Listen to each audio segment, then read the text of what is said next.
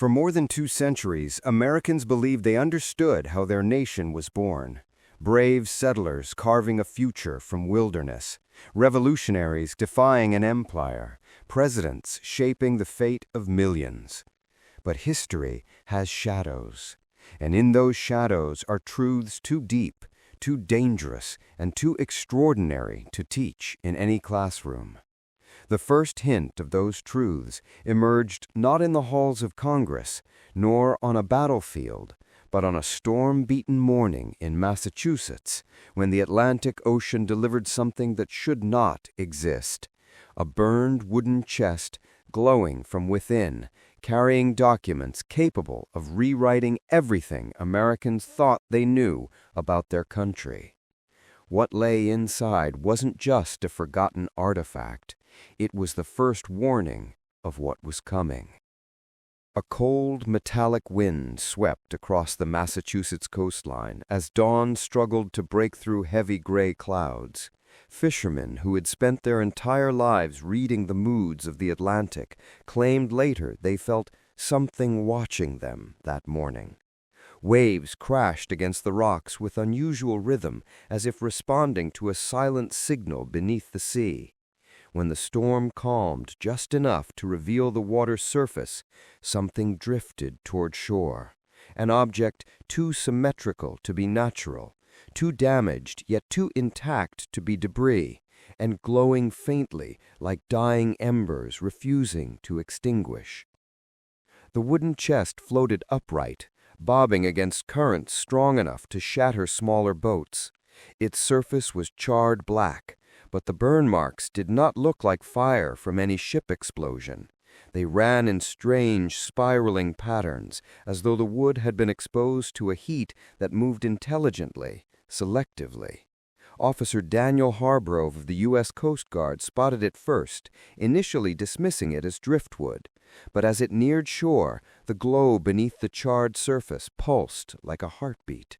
No crate, no matter how well built, should float after such burning, and none should glow.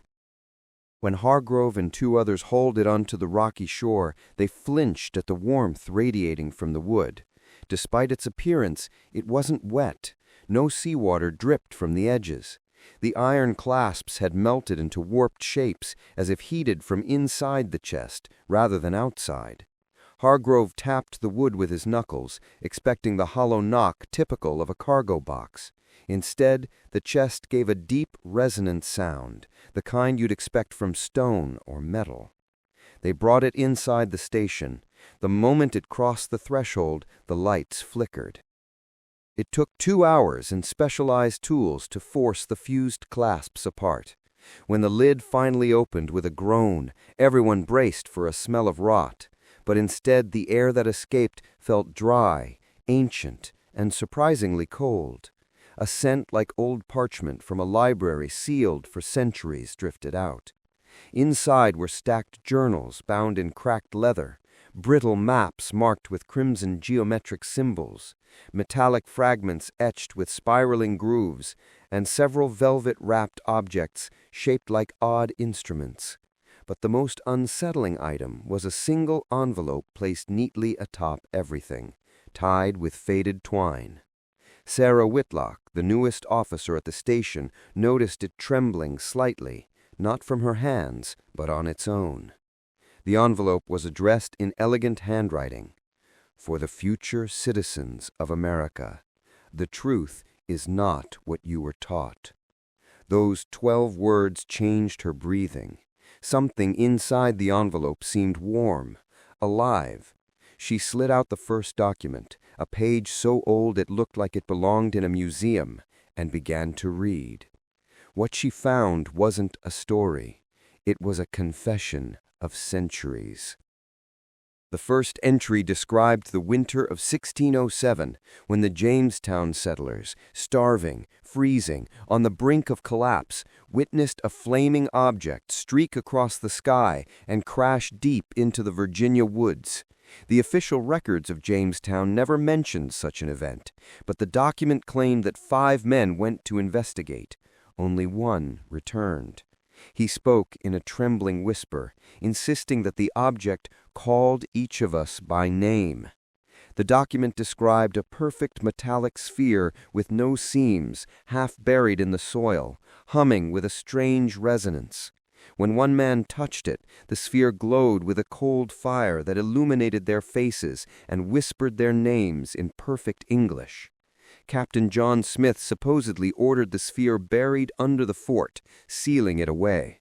The Powhatan tribe, who never feared the English before, suddenly warned the settlers that the sky spirit has awakened. None of this appeared in any textbook Sarah had ever read, yet the handwriting, the dates, and the intimate details all matched known historical events. Only these versions were deeper, stranger, and infinitely more dangerous. The next documents described how George Washington, as a young surveyor, encountered stone markers in Virginia carved with the same symbols found near Jamestown. Washington secretly contacted Benjamin Franklin, who introduced him to a private circle of scholars. This group, made of astronomers, linguists, cryptographers, and explorers, spanned generations. They called themselves something the public never heard: the Circle of Nine.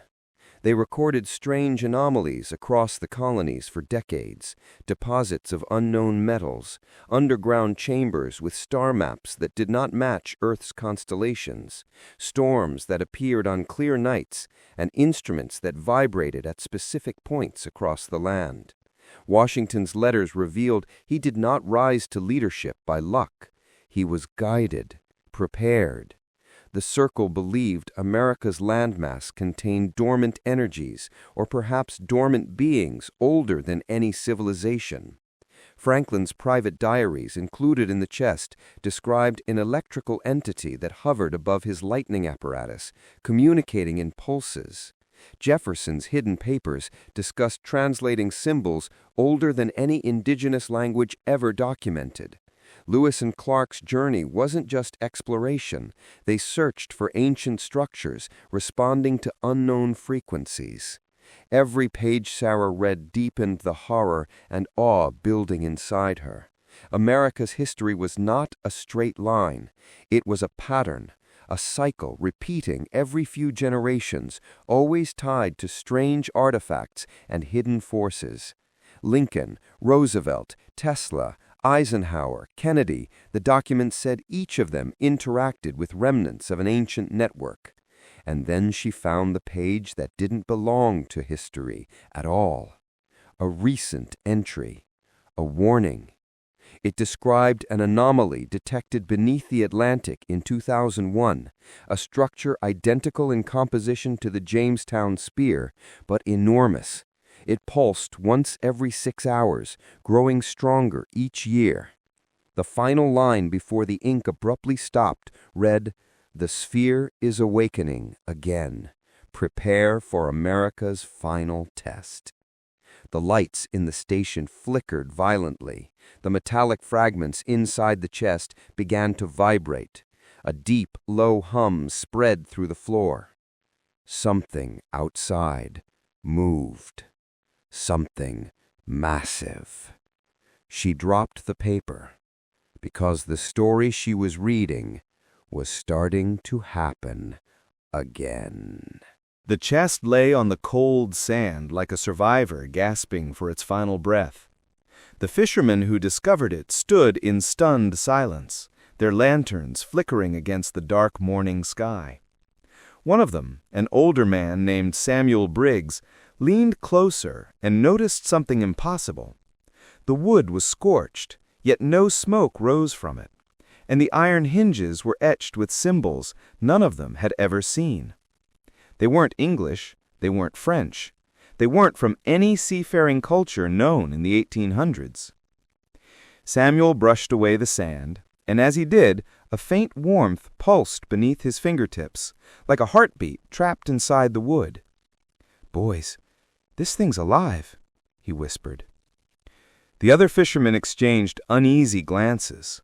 One touched the surface and immediately pulled his hand back as though the chest had burned him, yet his skin showed no marks. "What do we do with it?" another asked. Samuel lifted his lantern higher. "We bring it to the authorities. Whatever's inside, it's not meant for men like us." But as they attempted to lift the chest, something strange happened. The ocean waves receded, not slowly, but with a sudden violent pull, as though something massive beneath the surface had inhaled sharply. The fisherman staggered, clutching the chest for balance, and then a sharp crack tore through the air. The chest unlocked itself. Every hinge snapped open at once, and the lid rose a few inches, releasing a thin stream of warm golden mist that drifted upward like a soul escaping a body. The men froze, mesmerized as the mist hovered in the air, forming shapes, letters, something like a map, then dissipated into the wind. Inside the chest lay a collection of documents wrapped in oilskin, preserved perfectly, despite the burn marks on the wood. There were journals, maps, coded letters, sketches of unknown symbols, and a leather-bound book with a wax seal, a seal remarkably similar to the emblem used by early American Masonic lodges, but not identical. It was older, much older. Samuel reached toward the book, but before he could touch it, a sudden thunderclap split the sky, though no lightning appeared. The waves surged forward, crashing violently, as if the ocean was trying to reclaim what it had lost. The fishermen grabbed the chest and ran, half stumbling across the sand, the storm swallowing their footprints behind them. They didn't know it then, but what they carried would soon force the United States government, historians, and intelligence agencies to reconsider everything they believed about the nation's origins. But the truth didn't begin in 1847. The truth began in 1620, before the Mayflower anchored off Cape Cod, before the Founding Fathers envisioned a republic, before America even had a name.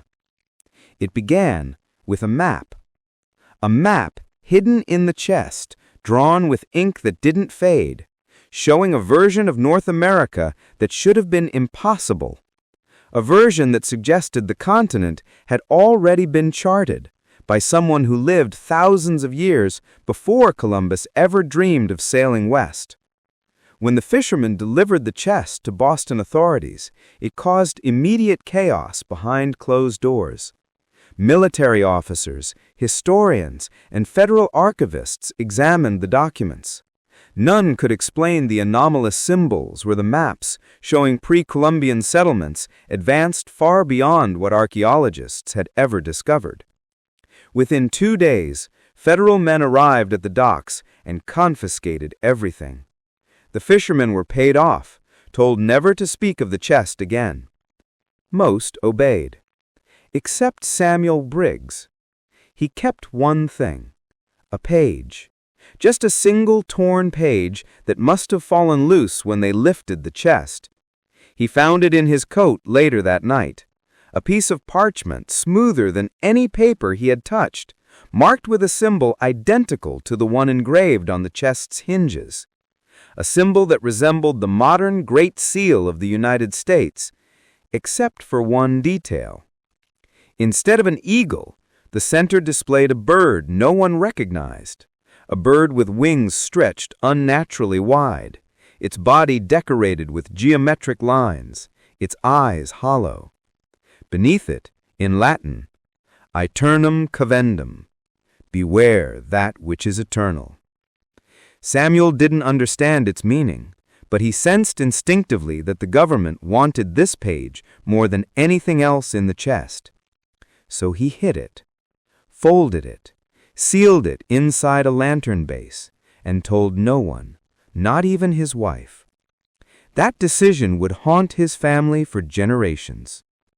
Meanwhile, in Boston's underground archives, officials pored over the documents. The leather-bound book was the most puzzling. Its pages were filled with sketches of strange artifacts, advanced mechanisms, and cities built in architectural styles no civilization in the 1700s or earlier had ever used. Some pages referenced something called the first colony of light. Others mentioned the 12 silent witnesses, the vault beneath the northern star, the one who walks before nations. Most bizarre was a warning written repeatedly, as though the author had been desperate for someone in the future to understand. America was not discovered. America was remembered. The phrase disturbed every historian who read it, because it implied a civilization had existed, powerful, organized, and forgotten long before any recorded history acknowledged it, and that civilization had returned, or would return. The federal agents assigned to the investigation worked quietly, secretly, without notifying the president or Congress. This wasn't unusual. Sensitive discoveries often entered the shadows before they reached public knowledge. But the more they studied the documents, the more they realized this wasn't merely sensitive, it was dangerous. The maps pointed to locations across the continent where unknown structures supposedly lay buried: North Dakota, Montana, Wyoming, even beneath the modern streets of New York. But one location was circled multiple times: a barren stretch of land in the Arizona desert, a place where no recorded civilization had ever lived. And yet, the journal entries suggested that beneath that desert lay a machine older than recorded American history, preserved by a group referred to only as the Custodians. Historians laughed at the idea. Engineers were confused, but the intelligence analysts were afraid. Because the final pages of the journal contained detailed instructions for activating this machine and a chilling prophecy describing what would happen if the wrong people found it first. The desert will open, the sky will tremble, and the nation built upon the forgotten will face what it chose to forget. This wasn't archaeology. This wasn't folklore. This was a warning someone in the distant past had buried, literally, hoping future Americans would find it in time. And they had. Too late. In the months that followed, the documents were transported to Washington, D.C., where a department with no public name began to decode the symbols. One analyst, a young woman named Eleanor Gray, noticed something strange.